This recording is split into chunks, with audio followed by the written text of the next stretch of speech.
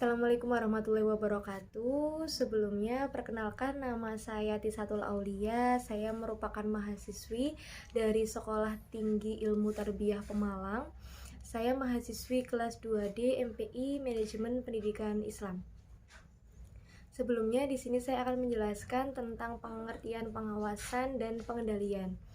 Pengendalian sendiri di sini diartikan sebagai dilakukan setiap saat atau pelaksanaannya dilakukan setiap hari. Contohnya dalam suatu perusahaan, jika kita melakukan pekerjaan, kita harus melakukan pengendalian secara terus-menerus atau dilaksanakan setiap hari agar hasil yang dicapai maksimal. Selanjutnya untuk pengawasan sendiri, sistemnya dilakukan secara periodik atau berkala. Contohnya kalau misal dalam perusahaan, manajer melakukan evaluasi kinerja atau penilaian kinerja selama 6 bulan terakhir. Selanjutnya di sini ada pengertian pengawasan menurut Seharmerhan 2002, yaitu proses dalam menetapkan ukuran kinerja dan pengambilan tindakan yang dapat mendukung pencapaian hasil yang diharapkan sesuai dengan kinerja yang telah ditetapkan tersebut. Selanjutnya di sini ada beberapa istilah asing mengenai pengawasan. Ada controlling, ada evaluating, ada appraising, ada correcting. Selanjutnya untuk pengawasan sendiri di sini ada beberapa pengawasan yang dikelola. Ada pengawasan di bidang SDM, ada pengawasan di bidang informasi, ada pengawasan di bidang keuangan, ada pengawasan di bidang pemasaran. Di SDM sendiri terdapat pengawasan seperti penerapan employee discipline system, adanya career path. Yang di informasi pengawasan itu meliputi penggunaan teknologi, komputer, dan teknologi informasi. Di bidang keuangan, pengawasan sendiri ada analisis laporan keuangan manajemen kas, pengelolaan biaya. Kalau di pemasaran sendiri ada evaluasi pasar sasaran dan potensial, ada evaluasi strategi pasar, dan ada survei atas perilaku konsumen. Selanjutnya, pengertian pengendalian sendiri. Pengendalian itu proses pemantauan, penilaian, dan pelaporan rencana atas pencapaian tujuan yang telah ditetapkan untuk tindakan korektif guna penyempurnaan lebih lanjut. Selanjutnya, di sini ada batas pengendalian manajemen. Batas pengendalian manajemen berupa strategi formulation, manajemen kontrol, task control. Konsep pengendalian manajemen di sini ada 4 konsep. Yang pertama ada detektor atau sensor, yang kedua ada asesor atau penilai, yang ketiga ada efektor atau pengubah, yang keempat ada jaringan komunikasi. Diilustrasikan dalam pengendalian sendiri, diilustrasikan sebagai orang yang mengemudi itu menggunakan mata sebagai sensor, otak sebagai asesor, kaki sebagai efektor. Selanjutnya ada jaringan komunikasi dari indera menuju otak, otak langsung ke anggota badan. Selanjutnya di sini ada tipe-tipe pengendalian. Tipe-tipe pengendalian ada 3. Awal atau preliminary, yang kedua saat ini atau current, yang ketiga akhir atau post action. Seperti yang teman-teman ketahui tentang pengawasan di sini sebagai upaya kontrol birokrasi ataupun organisasi harus dilakukan dengan baik, karena apabila tidak dilaksanakan, cepat atau lambat akan mengakibatkan mati atau hancurnya suatu organisasi atau birokrasi itu sendiri. Sebagai salah satu fungsi manajemen, mekanisme pengawasan suatu organisasi memang mutlak diperlukan.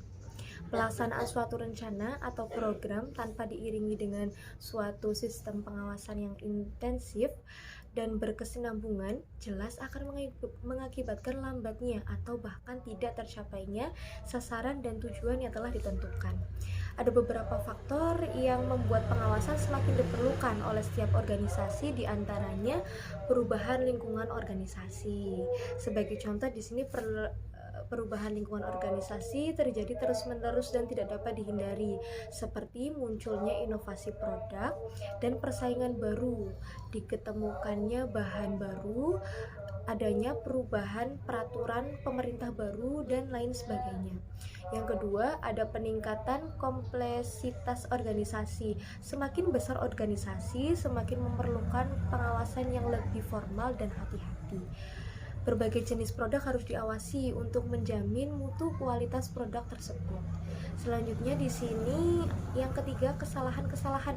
Bila para bawahan tidak pernah membuat kesalahan, manajer dapat secara sederhana melakukan fungsi pengawasan, tetapi kebanyakan anggota organisasi sering membuat kesalahan, seperti memesan barang atau komponen yang salah, membuat penentuan harga yang terlalu rendah. Masalah-masalah didiagnosa secara tidak tepat. Sistem pengawasan memungkinkan manajer mendeteksi kesalahan-kesalahan tersebut sebelum menjadi kritis. Fungsi pengawasan sebagai suatu pengendalian manajemen yang bebas dalam menyelesaikan tanggung jawabnya serta efektif, maka fungsi pengawasan untuk menilai apakah pengendalian manajemen telah cukup memadai dan dapat dilaksanakan secara efektif. Yang kedua, untuk menilai apakah laporan yang dihasilkan telah menggambarkan kegiatan yang sebenarnya secara cermat dan tepat. Yang ketiga, untuk menilai apakah setiap unit telah melakukan kebijakan dan prosedur yang menjadi tanggung jawabnya. Yang ketiga, meneliti apakah kegiatan telah dilaksanakan secara efisien. Yang keempat, untuk meneliti apakah kegiatan telah dilaksanakan secara efektif, yaitu mencapai tujuan yang telah ditetapkan. Dengan demikian, fungsi pengawasan adalah membantu seluruh manajemen dalam menyelesaikan tanggung jawabnya secara efektif dan melaksanakan analisa, penelitian, rekomendasi, dan penyampaian laporan mengenai kegiatan yang telah diperiksa. Oleh karena itu, internal audit harus dapat memberikan pelayanan kepada manajemen sehingga manajemen dapat mengetahui apakah sistem pengendalian yang telah diterapkan berjalan dengan baik dan efektif untuk memperoleh keadaan sesungguhnya. Baik teman-teman, setelah pengawasan kita beralih ke pengendalian. Untuk pengendalian sendiri, di sini pengendalian sering disebut juga sebagai controlling. Controlling bagian akhir dari fungsi manajemen. Oleh karena itu, pengendalian suatu proses pemantauan, penilaian, pelaporan rencana atas pencapaian tujuan yang telah ditetapkan untuk tindakan perbaikan guna penyempurnaan lebih lanjut. Ciri-ciri pengawasan yang harus dilakukan. Ciri-ciri pengawasan harus merefleksikan sifat dari berbagai kegiatan yang diselenggarakan. Yang kedua, pengawasan harus segera memberikan petunjuk tentang kemungkinan adanya deviasi dari rencana. Yang ketiga, pengawasan harus menunjukkan pengecualian pada titik-titik strategis tertentu. Objektivitas dalam melakukan pengawasan. Ciri-ciri pengendalian sosial, suatu cara atau metode tertentu terhadap masyarakat. Dalam masyarakat melakukan pengendalian sosial, suatu cara atau metode tertentu terhadap masyarakat. Yang kedua, tujuan pengendalian sosial tersebut, keserasian antara stabilitas dengan perubahan-perubahan yang terus terjadi di dalam suatu masyarakat. Selanjutnya teman-teman, dalam suatu pengendalian sosial juga dapat dilakukan oleh suatu kelompok terhadap kelompok yang lain atau oleh suatu kelompok terhadap individu tersebut. Batas-batas pengendalian manajemen. Pengendalian manajemen berada di tengah-tengah atau formulasi strategi dan pengendalian tugas. Pengendalian manajemen proses yang mana para manajer mempengaruhi anggota organisasi lain untuk mengimplementasikan strategi organisasi. Aspek pengendalian manajemen diantaranya kegiatan pengendalian manajemen.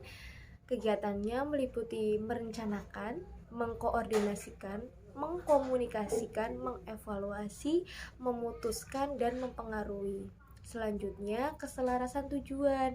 Keselarasan tujuan memungkinkan menggunakan tujuan seseorang anggota untuk mencapai tujuan organisasi asalkan tujuan anggota tersebut konsisten dengan tujuan organisasi yang akan dicapai tersebut. Selanjutnya ada perangkat penerapan strategi, pengendalian manajemen, perangkat manajer dalam mengimplementasikan strategi yang diinginkan. Pengendalian tersebut dengan struktur organisasi yang memisahkan peranan, hubungan pelaporan, dan tanggung jawab. Dalam sebuah perusahaan, manajemen juga perlu adanya penerapan strategi guna untuk rencana ke depan, jangka panjang. Jadi seorang manajer tidak bisa kita berpikiran hanya di jangka pendek saja. Kita harus mempunyai strategi untuk jangka panjang atau ke depan. Selanjutnya di sini ada tekanan finansial dan non finansial.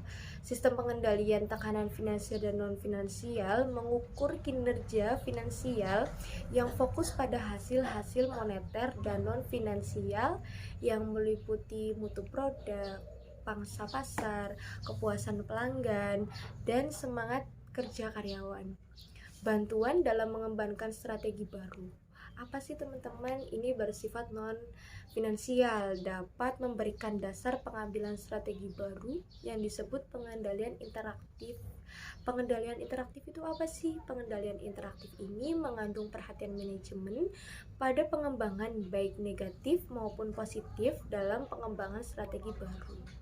Perumusan strategi juga perlu karena formulasi strategi proses memutuskan tujuan organisasi dan strategi untuk mencapai tujuan sebuah organisasi. Baik teman-teman, selanjutnya kita akan membahas pengendalian kinerja. Pengendalian kinerja ini berupa melakukan analisis evaluasi kerja karyawan. Baik teman-teman, kita akan membahas beberapa fungsi dari pengendalian manajemen dalam sebuah perusahaan atau organisasi. Penting kita melakukan pengendalian terhadap organisasi tersebut. Seperti fungsi manajer di sini melakukan perencanaan yang tepat untuk sebuah perusahaan agar perusahaan maju.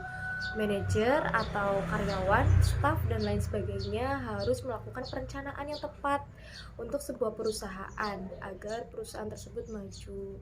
Selanjutnya kita juga melakukan koordinasi yang tepat antar bagian agar setiap karyawan mengetahui apa yang harus dilakukan atau dikerjakan. Dalam sebuah perusahaan kita akan melakukan pekerjaan, kita harus saling berkoordinasi agar tepat sasaran dan mempunyai tujuan yang bagus untuk perusahaan atau organisasi. Yang ketiga, melakukan proses komunikasi juga perlu.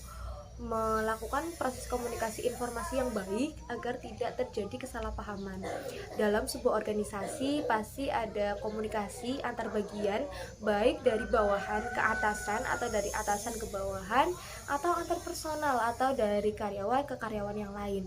Maka dari itu harus diadakan adanya komunikasi informasi yang baik agar tidak ada kesalahpahaman atau nanti yang akan menimbulkan atau terjadi hal-hal yang tidak diinginkan oleh perusahaan itu sendiri.